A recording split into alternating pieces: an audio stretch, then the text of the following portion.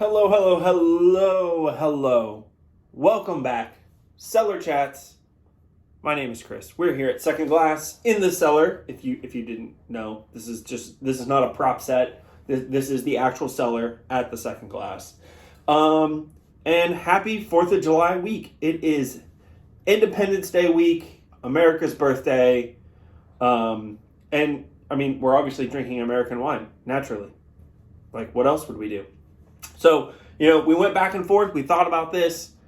We thought maybe we would include a wine from several different regions. Maybe we do kind of like different areas of the U.S. wine market. But at the end of the day, I think that when anybody across the globe thinks about America and their wine industry, they think California. So we are going California, all American this week. And yes, I realize 4th of July was on Monday. Most people kind of celebrated the weekend going into 4th of July, but I'm a big fan of stretching out holidays. So we're pushing America's celebration throughout the rest of this week for the weekly wine flights here at Second Glass. We're going to start out with none other than the Michael Cruse with the Cruse Wine Company. This is his St. Laurent Pet Nat. Super delicious. Very excited to get into that. Great little project called Combe from Stoltman Vineyards. Also, it's a collaboration with Raj Parr. If you're not familiar with him, Google him. He's amazing. Great guy. Great palate. Super cool. And then rounding out with Pax Cellar's Syrah from the Bench Vineyard. So, we even though we did decide to go classic, where do you think of? California. That's what you think of when you think of American wine, or at least in general. Obviously, there's other great wines across the nation that are amazing from all the other places. Some being North Carolina themselves, Virginia, New York, Washington, Oregon, New Mexico, Texas, you name it, somebody's making wine.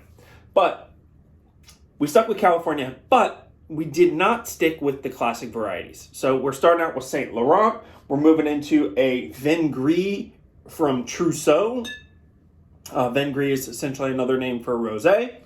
And then a Syrah, which all of these have been, as far as I understand, have been planted in California for extended periods of time. Cruse maybe not as long, but they're all expats of Europe, obviously. But they sort of fall under the radar. So we're going exactly what you think of when you think American wine, but not the same varieties. So let's get into some bubbles, because I'm thirsty and I could use some bubbles. So, I mean, it's not the 4th of July in my mind, or any kind of holiday, without some bubbles to celebrate with. This is a little active this morning, so it's taking me a minute. This morning, this afternoon, whatever time it is. I can't keep track. Can you? All right. Hey, I feel good about it. There we go. Get a little bit. Ooh, look at that color. Wow, that is beautiful. Okay, you guys can't see it. Sorry. That is absolutely gorgeous. So, Michael Cruse, if you've watched any of these, you've probably heard us talk about him. We've had several of his wines on here. It is a fan favorite here at Second Glass, and particularly, this Pet Nat, the St. Laurent. Now, he's really known for his Valdegui, which is another obscure variety. We're not going to get into that, but for me, I think the St. Laurent Pet Nat he makes is by far not best. It is my favorite bottling of Pet Nat that you can get from the U.S., in my opinion. I like a lot of them, but this one is really special. So, St. Laurent is a Austrian variety. I think you can find it in Germany as well, but definitely the origins go back to Austria. It is a sibling of Pinot Noir somewhere. They don't really know where or when or how, but it is a distant relative to Pinot Noir. So it makes lighter, fresher, kind of like easy drinking aromatic reds, and it works perfect for bubbles. Obviously made its way to the US via, either somebody got really interested in Austrian red grape varieties, or it was brought over with immigrants, just like everything else that was brought into California. Regardless, it makes great wines, and it makes delicious bubbly. This is like raspberry, kind of like wild raspberry, a little sage, good citrus acidity.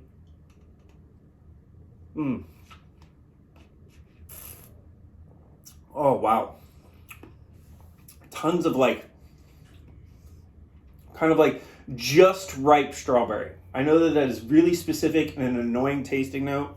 I really hate specific tasting notes that are just like, what does that even mean? But think about like super ripe strawberry has that like intense fruitiness. This is just like you bite into it and you're like, maybe I should have waited another day. That's kind of, it's got a little more bite to it in a good way, which makes it super refreshing. And it is ridiculously hot outside. It's humid. It's gross. We need fresh, delicious wines to keep us hydrated and keep us refreshed. So apparently refreshed and fresh is the word of the day. You want to play a game, just take a drink every time that I say that word, and you'll be feeling pretty good after the end of this video. Yeah, love it. Delicious. Love the label, but what's not to love? Again, that is Cruse Wine Co. See if I can get it without a glare. Saint Laurent. This comes from a vineyard in Carneros called Ricci. All right, let's get into some Vin Gris. So, Combe. This is from Peter Stoltman and like collaboration with Raj Par. So Peter Stoltman is the current head of Stoltman Vineyards. Pretty, I guess we'll call it legendary, pretty important producer based in the Santa Barbara area. They've done a lot of work throughout Santa Barbara and Happy Canyon, which is a relatively new ADA, which is where this comes from. So this project came along between Peter Stoltman and Raj Par as basically a way to kind of explore lesser known or lesser loved grape varieties. At Stoltman, arguably they work a lot with Syrah. So that would not necessarily, I would not put that in the top echelon, but there are lovers of Syrah. They were Grenache, amazing family, been doing it a long time. But they wanted to explore a little bit and kind of work with some varieties that people don't really see, hence Trousseau Noir. Trousseau, originally comes from the Jura, and Raj basically went to Peter and said, hey, I really think Trousseau Noir, which in the Jura and other places it struggles to ripen, would do really well here with the limestone, basically the combination of limestone and our slightly warmer climate than the Jura. He's like, I think Trousseau would do great. So they planted some Trousseau out in Ballard Canyon, not Happy Canyon, Ballard Canyon in Santa Barbara. And they first made a couple of pet nats because, that's what everybody needs, more pet nats. Why not? And then they started making a little Vin Gris, I think maybe 4 years ago. This is the first time I've had it. I'm pretty excited about it. It's hot outside. Again, it's 4th of July. You need some rosé in your life. Kind of really bright citrus mineral on the nose. It's a little subdued. There's not a lot happening on the nose, but that doesn't mean anything.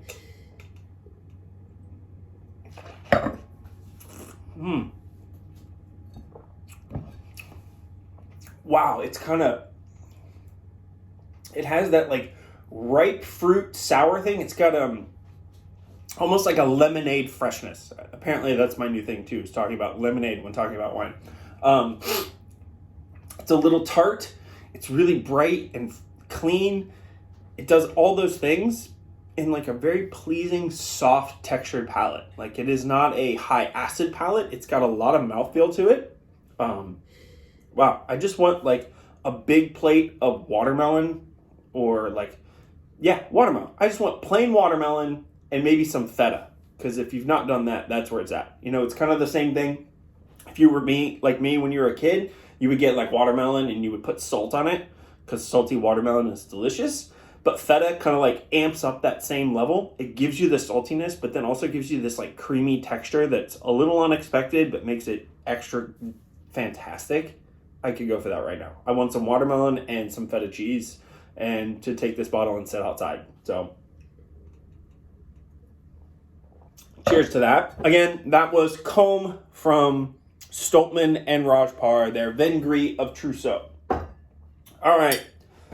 Last but not least, Pax Cellars, their Bench Syrah. So if anybody were to embody Syrah for California, it would be Pax Mole. This guy has been championing Syrah for as long as anybody. Yes, there were other guys that came before him, the Rhone Rangers, they did Syrah, they did Grenache, and they were doing a lot of it. But as a whole, I think that what Pax has done for Syrah, just go to his website, look at how many bottles of Syrah. I think he makes 35 different bottlings of Syrah. So this guy loves Syrah. He loves single site representations of it. He makes other wines. He works with some Trousseau. He works with Chenin. He works with, all the hipster cool kid stuff. But Syrah is really his mainstay. So this is a new bottling for him, the Bench Vineyard. This was a new vineyard that he found in the Clements Hills. And I've not had this super recently, but I had it not that long ago. It is so delicious. Definitely represents that higher toned, floral, little olive tapenade, fresh, savory style of Syrah. Whereas I think most people, when they think of California Syrah or Syrah in general, they think of something that's bigger, richer, that has been given, for lack of a better term, the Bordeaux treatment. It's harvested super ripe. It's thrown into new oak barrels. It's fully extracted. You get all of this, unctuous oomph on the back end, which has a time and a place. They're delicious. They're easy drinking. But this kind of, again, inspired by Northern Rhone, as you might have guessed. Pax, he had made some wines that were definitely in that fuller extraction, richer style, and things kind of went awry. And then he kind of pulled it back, and he's almost not rebranded, but he's kind of redone everything that he's doing. And this is really his telltale style, done in a bottling that's much more affordable than most of his bottlings. They're not cheap wines, but they are excellent. Lots of whole cluster, neutral oak barrels, native fermentations, you name it, it's doing all the stuff. But this is the type of Syrah that I love to drink. It's savory, it's wild, it's perfect with grilled meats, and what else do you do on the 4th of July or the 4th of July week? You have people over, you grill things outside. Whether that be sausages, burgers, hot dogs, maybe some barbecue chicken, not barbecue as in North Carolina barbecue, but barbecue sauce flavored chicken. And maybe you're vegetarian, you do mushrooms. Maybe you're doing some fish. Whatever it is, it can work really well. Again, lots of violets, olives, all the telltale characteristics that I look for in Syrah and that makes me love Syrah.